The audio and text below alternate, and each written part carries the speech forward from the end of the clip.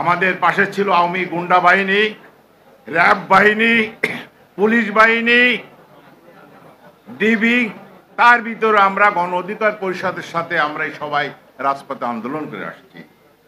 আমাদের এখন একটা বিষয় সবচেয়ে চিন্তা করতে হবে, নির্বাচন যাতে সুষ্ঠু হয়।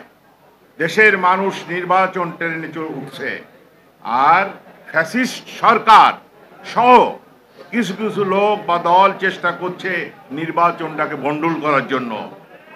নির্বাচন যদি সঠিকভাবে না হয়, সুষ্ঠুভাবে না হয়, গণতন্ত্র যদি প্রতিষ্ঠিত না হয়, একটা দেশে যদি গণতান্ত্রিক সরকার প্রতিষ্ঠিত না হয়, তাহলে এই দেশের স্বাধীনতা সার্বভৌমত্ব থাকবে না, থাকবে না, থাকবে না।